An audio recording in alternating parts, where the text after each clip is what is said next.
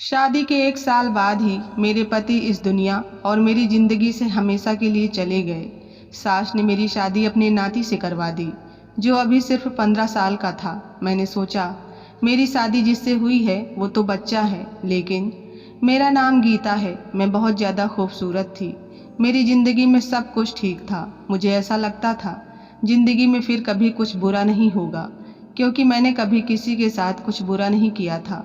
लेकिन होता वही है जो किस्मत में लिखा होता है। जब मैं छोटी थी तो मेरी माँ एक आदमी के साथ मुझे और मेरे पापा को छोड़कर भाग गई थी। मेरे पापा घर में ज़्यादा ध्यान नहीं देते थे और वे भी एक औरत को शादी करके ले आए। जब मैं 18 साल की हो गई तो मैं घर के काम करती, बच्चों को ट्यूशन भी पढ़ाती थी। इसीलिए मुझे सब कहते थे कि तुम्हारी माँ कभी भी तुम्हारी शादी नहीं करेगी, क्योंकि उनको नौकरानी मिली हुई है, ऊपर से 10,000 तुम कमा लेती हो। ये पैसे मेरी सौतेली माँ लेती थी। लेकिन एक दिन मुझे मेरी सौतेली माँ ने बताया कि तुम्हारे लिए रिश्ता देख लिया है, तो मैं हैरान रह गई। मुझे लगा मजाक कर रही हैं, लेकिन उन्होंने ये नहीं कहा कि तुम्हारे लिए रिश्ता देखने वाले आ रहे हैं। उन्होंने कहा कि तुम्हारे लिए रिश्ता देख लिया है, बात भी पक्की कर दी है, तुम शादी की तैयारी कर लो, 1 महीने में तुम्हारी शादी हो जाएगी। मैं हैरान थी, लेकिन अंदर से खुश भी हुई, क्योंकि मेरी ज़िंदगी में एक नया मोड़ आने वाला था। मैंने तो अपने दिल से ये बात निकाल दी थी कि कभी मेरी शादी भी होगी। मुझे लगता था मेरी सौतेली माँ कभी मेरी शादी नहीं करवाएगी, लेकिन अब ये सब कुछ हो रहा था, इसीलिए मैं बहुत ज़्यादा खुश थी। खुशी खुशी शादी की तैयारियों में लगी थी। आज वो दिन भी आ गया। मैंने अपने पति को देखा ही नहीं था। हम लोगों को साथ बैठाया गया था, लेकिन मैं नीचे देख रही थी। इतनी हिम्मत कहाँ होती है दुल्हन में कि सर उठा ले और गर्दन घुमाकर अपने पति को देख ले। मैंने भी नहीं देखा था। उसके बाद जब मैं ससुराल आई तो अपने कमरे में बैठी थी, तभी मैंने अपने पति को देखा तो पता चला कि वे बहुत अच्छे इंसान हैं। उसने पहले ही दिन से मेरा बहुत सम्मान किया। उसके घर में सिर्फ उसकी माँ और एक विधवा बहन थी, और बहन का 15 साल का एक बेटा था। उसने मुझे बताया कि मेरी बहन का बेटा मेरे लिए अपने बच्चे की तरह है। मेरा बहुत लगाव है उससे। वैसे तो उसकी उम्र 15 साल है, लेकिन मेरे लिए तो वो इससे भी ज़्यादा छोटा है। मेरे पति ने मुझे कहा कि जब वो 2 साल का था तो उसके पापा इस दुनिया से चले गए थे और वे कुछ जानता ही नहीं था। इसीलिए उसके पापा की जगह मैंने ले ली और रोज रात को मैं उसे अपने सीने से लगाकर सुलाया करता था।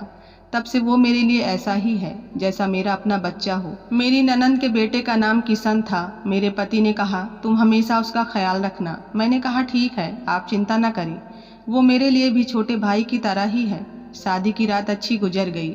ऐसा लगता था जिंदगी भी अच्छी गुजर जाएगी, लेकिन सुबह हुई तो सास ने कुछ अजीब पूछा और मेरे कमरे में आ गई। मुझे इतनी शर्म आ रही थी कि मैं शर्म से पानी पानी हो रही थी। मैं सोचने लगी, औरतें इस तरह की हरकतें क्यों करती हैं। उसके बाद मैं अपने भांजे के पास थोड़ी देर बैठ गई। मेरी सास ने कहा अब तुम तैयार हो जाओ, रोज तुम्हें देखने के लिए रिश्तेदार आएंगे और मुंह दिखाई में जो पैसे देंगे तो वो मुझे दे देना। मैंने कहा ठीक है। मेरी सास परंपरा निभाने वाली सास की तरह ही थी, लेकिन भांजा अच्छा था। पहले दिन से ही मेरे साथ हंसी मजाक कर रहा था। फिर उसने अजीबोगरीब किस्म की बातें शुरू कर दी। मुझसे पूछने लगा आप और मामा क्या कर रहे थे। मैंने कहा हम लोग बातें कर रहे थे। उसने कहा नहीं, आप लोग जल्दी सो गए थे, आपके कमरे की लाइट ऑफ हो गई थी, मैंने देखा था। मैं हैरान रह गई। मैंने कहा ये हमारे कमरे के पास बैठा था, कहीं इसने हमारी बातें तो नहीं सुन ली। मुझे बहुत ज़्यादा शर्मिंदगी महसूस हो रही थी, लेकिन वो आराम से बातें कर रहा था जैसे उसे कुछ पता ही नहीं है। इसलिए मैंने भी ज़्यादा बात नहीं की। कहने लगा आप कहाँ सोती हैं, मामा किधर सोते हैं। मुझे समझ नहीं आ रहा था इसे क्या जवाब दूँ। फिर पूछने लगा क्या आप लोग एक साथ सोते हैं। मुझे बड़ी शर्मिंदगी हुई। शाम को मैंने यह बात अपने पति को बताई कि वो इस तरह से सवाल पूछ रहा था। अजीब बात है, इतने छोटे बच्चे के दिमाग में इतने सारे सवाल। मेरे पति ने कहा मैंने तुम्हें कहा था कि तुम्हें उसका ख्याल रखना है, तुम पहले ही दिन उसकी शिकायत करने लगी हो। मैंने कहा कि मैं शिकायत नहीं कर रही हूँ, लेकिन आजकल के बच्चों के दिमाग में इस तरह के सवाल नहीं होने चाहिए। मेरे पति ने कहा इस उम्र में जिज्ञासा होती है, बच्चे सवाल पूछते हैं। मेरा भांजा बहुत ज़्यादा मासूम है, उसका ख्याल रखना, उसकी गलतियाँ तलाश करने को नहीं कहा है। ये बेचारा तुम्हारे आगे पीछे फिरता है, मामी मामी कहते उसका मुंह नहीं थकता, और तुम हो कि उसके लिए इस तरह सोच रही हो। मैं तो हैरान थी कि मेरे पति को क्या हो गया था। वो वाकई अपने भांजे के लिए बहुत ज़्यादा इमोशनल थे। ये बात समझने में मुझे ज़्यादा देर नहीं लगी कि अगर मुझे अपने पति को खुश रखना है तो उनके सामने उनके भांजे की कोई भी बुराई नहीं करनी, नहीं तो उन्हें बुरा लग जाएगा। उसके बाद मैंने ऐसा कुछ भी नहीं किया। अभी हमारी शादी को 1 हफ्ता हुआ था। मेरे पति फिल्मी किस्म के इंसान थे। उन्हें मुझ में बहुत ज़्यादा दिलचस्पी थी। वो मुझे छोड़ते ही नहीं थे। एक दिन तो सुबह से मेरी सास मुझे आवाज़ दे रही थी, लेकिन मेरा पति मुझे अपने पास से उठने ही नहीं दे रहा था। वो कह रहे थे, मुझसे अच्छी अच्छी बातें करो, मेरी आंखों में देखो। तुमने क्या कभी फिल्म नहीं देखी, जैसे फिल्मों में हीरो हीरोइन एक दूसरे के साथ बैठकर बातें करते हैं और मेरे पास उसी तरह बैठी रहो। मैंने कहा, आपकी माँ मुझे बुला रही है, कोई काम होगा, क्योंकि सुबह के 11 बज रहे थे। ये कोई 4 या 5 बजे का वक्त नहीं था। लेकिन मेरा पति मुझसे बातें कर रहा था और फिर वही हुआ। मुझे मेरी सास से डांट पड़ती रही। मुझे इन लोगों का समझ ही नहीं आता था। ये लोग थोड़े से अजीब थे। मेरी सास ने आखिर कह ही दिया कि तुमने तो आते ही मेरे बेटे को अपनी उंगलियों पर नचाना शुरू कर दिया है। तुम्हारे अलावा इसे कोई नहीं दिखाई देता। मैंने कहा, ऐसा कुछ नहीं है। अब वो खुद ही मेरा दीवाना है तो मैं क्या कर सकती हूँ। मेरी शादी को अभी 1 साल भी पूरा नहीं हुआ था जब मुझे एक बुरी खबर मिली। वो ये कि मेरा पति इस दुनिया से चला गया। जब लाश को घर लाया गया तो हमारे होश उड़ गए और मेरी सास, मेरा भांजा और मेरी ननंद हम बुरी तरह चिल्ला रहे थे।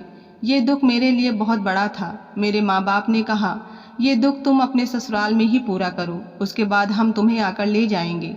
मैं रोती रही, तड़पती रही। मेरी सास मुझे कहती रही कि जब से तू आई है तूने मेरे बेटे को खा लिया, तेरे कदम ही मनहूस हैं, इस घर का वारिस चला गया। ये सब सुनते हुए 4 महीने गुजार दिए तो मैं ये सोचकर थोड़ी बेफिक्र हो गई कि अब अपनों के पास चली जाऊंगी। वैसे भी अब मेरी जिंदगी में खुश रहने के लिए क्या रह गया था। पापा ही थे मेरे अपने, बाकी तो मेरी माँ भी सौतेली थी। जब मेरी सौतेली माँ और पापा मुझे वापस लेने के लिए आए तो मेरी सास ने एक ऐसी बात कही कि सब हैरान रह गए। मेरी सास का कहना था, मैं इसे वापस नहीं भेज सकती, ये मेरे बेटे की विधवा है। मेरे पापा ने कहा, आपका बेटा इस दुनिया में नहीं रहा, इसका यहाँ पर क्या काम। लेकिन मेरी सास का कहना था, इसकी वजह से तो मेरा बेटा गया है, अब ये भी यहाँ से चली जाएगी तो मेरे घर में कमाने वाला कोई भी नहीं है। मेरी एक बेटी है जो विधवा है, उसका एक बेटा है जो अभी स्कूल में पढ़ता है, तो फिर क्या हम भूखे मर जाएंगे। ये मेरे बेटे की जगह कमाई करेगी और हमारा घर चलाएगी। मेरे पापा और मम्मी ने कहा, ये तो बहुत ही बुरी बात है, ऐसा नहीं होना चाहिए। लेकिन मेरी सास ने ठान लिया था। फिर मेरे पापा और मेरी सास के बीच काफ़ी बहस हुई। कभी बात इस तरफ जाती तो कभी उस तरफ। फिर नतीजा ये निकला कि मेरी शादी दोबारा कर दी जाए तो मैं फिर से इस घर में रह सकती हूँ। लेकिन इस घर में एक ही मर्द था, किशन। उसके साथ मेरी शादी कराने की बातें होने लगी। सबने कहा, छोटा है तो क्या हुआ, ये लड़की कौन सी 40 साल की है, इस तरह ये इस घर में रह जाएगी, इस घर में फिर से बहू बन जाएगी। मैं ये सब कुछ नहीं चाहती थी, लेकिन मेरी सास ने मेरे पापा को मना लिया। मेरी सौतेली माँ ने भी कहा, अच्छी बात है, अगर हम इसको अपने घर ले जाएंगे तो हमारा क्या फ़ायदा है, दोबारा इसकी शादी तो होगी नहीं, कहाँ से दोबारा रिश्ता तलाश करेंगे। एक विधवा लड़की के लिए रिश्ता कैसे मिलेगा, आजकल तो कुंवारी लड़कियों को रिश्ता नहीं मिलता। पापा मुझे वहीं पर छोड़कर वापस चले गए। कुछ दिन बाद मेरी शादी मेरे भांजे के साथ करवा दी गई, जिसको मेरा पति अपना बेटा कहता था और जिसको मैं बच्चा समझती थी। इतना तो मैं अपने पति की मौत पर भी ना रोई थी जितना इस बात पर रोई, चीखी, चिल्लाई, लेकिन किसी ने मेरी बात ना सुनी। मेरी शादी करवा दी गई। उसके बाद मैंने जिद कर ली कि मुझे अपने भांजे के साथ कमरे में नहीं जाना, लेकिन मेरी सास और ननंद मेरे पीछे पड़ी थी। उसने कहा, आज सुहाग की रात है, आज तू कमरे में नहीं गई तो फिर से कुछ हो जाएगा, और क्या तुम मेरे दूसरे नाती को भी मारना चाहती हो। लेकिन मैं नहीं गई। अगले दिन मेरी सास ने मुझसे कहा, मुझे नौकरी करनी होगी। उसने मोहल्ले से ढेर सारे बच्चे इकट्ठे कर लिए। अब मैं रोज़ 40 से 60 बच्चों को पढ़ाती थी। मेरा दिमाग बहुत ज़्यादा ख़राब हो जाता था। मैं बहुत ज़्यादा थक जाती थी। सारा दिन घर के काम भी करती थी। 1 हफ्ता इसी तरह बीत गया। एक बार फिर मेरी सास मुझे मेरे पति यानी भांजे के कमरे में भेजने के लिए कहने लगी। मैं अपने भांजे के कमरे में जाने से घबराती थी। मैं नहीं जाना चाहती थी। मुझे लगा वो बच्चा है, मेरा उसके साथ रिश्ता करवा दिया। बस वो अपने कमरे में रहे और मैं अपने कमरे में। उसके कमरे में जाकर क्या ही करना था, मेरी सास मेरे पीछे पड़ी थी। कुछ दिन तो इस तरह बीत गए। मैं एक दिन यह देखकर हैरान रह गई कि मेरा भांजा खुद ये कह रहा था कि मेरी पत्नी को मेरे कमरे में भेजो, लेकिन मुझे पता था वो बच्चा है, उसे इन सारी चीज़ों का पता नहीं, इसीलिए वो कह रहा होगा। एक तो उसकी शादी हो गई, वो भी इतनी जल्दी, उसके लिए ये सब कुछ नया है। मैं हैरान रह गई कि उसके दिमाग में ऐसी बातें तो पहले ही दिन से थी। मैं समझ गई थी कि उसे ऐसी चीज़ों का शौक़ है, लेकिन उसे ये नहीं पता कि पत्नी क्या होती है।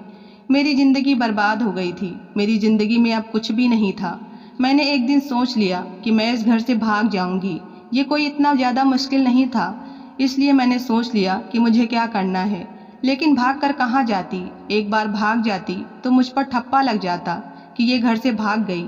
मैं एक इज्जतदार बाप की बेटी थी। मैंने सारी ज़िंदगी इज्जत से गुजारी थी। मैं अपने बाप का नाम कैसे बदनाम कर सकती थी? मेरी शादी को आज 27 दिन हो गए। मैं अभी तक अपने भांजे के कमरे में नहीं गई थी। आज मेरी नंद ने शोर मचाना शुरू कर दिया। उसने कहा, आज तो तुम मेरे बेटे के कमरे में जाओगी। तुमने तमाशा बना लिया है। आखिर तुम इसकी पत्नी हो। पति पत्नी एक साथ नहीं रहेंगे तो क्या अलग अलग रहेंगे? ये बात बिल्कुल भी अच्छी नहीं है। मैंने बहुत सोचा, लेकिन फिर मेरी सास ने ज़बरदस्ती मुझे फिर से दुल्हन बनने को कहा। मुझे दुल्हन बनाकर कमरे में भेज दिया। एक पल को मैंने सोचा कि मैं अंदर से कमरे को ताला लगा लूं, लेकिन मैं ऐसा नहीं कर पाई क्योंकि मेरी सास ने पहले ही दरवाज़ा खोल दिया था। थोड़ी देर बाद मेरा भांजा कमरे में आ गया। मैंने कहा, ये तो बच्चा है, इसे डरा धमका कर सुला दूंगी। मुझे परेशान होने की ज़रूरत ही क्या है? मेरी सास भी खुश और मैं भी खुश। किसी को क्या पता चलेगा कि कमरे के अंदर क्या हो रहा है? मैं हैरान होने लगी कि ये ख्याल मुझे पहले क्यों नहीं आया। किशन ने मुझे कहा कि तुम बहुत प्यारी लग रही हो। मैंने कहा, ठीक है, अब तुम सो जाओ। मैं मेकअप और ज्वेलरी उतारने लगी। उसने कहा, तुम बहुत अच्छी लग रही हो। मैंने कहा, मैं अच्छी हूँ या बुरी, इससे तुम्हें कोई मतलब नहीं, चुप करके सो जाओ। मैंने उसे आखिरी बार कहा था, किसी बीबी की तरह नहीं, बल्कि शायद उसकी माँ की तरह बोल रही थी, जो उसे डांट कर सुलाना चाहती थी। लेकिन वो मुझे ऐसी नज़रों से देख रहा था जैसे किसी ने आज तक मुझे नहीं देखा था। मैंने कहा, मेरी शक्ल क्यों देख रहे हो? चुपचाप सो जाओ। मैं अभी भी इस पर रौब जमाने की कोशिश कर रही थी, जबकि मुझे डर लग रहा था। थोड़ी देर के बाद उसने मेरा हाथ पकड़ा और मेरे मुंह पर थप्पड़ दे मारा। मैं हैरान रह गई।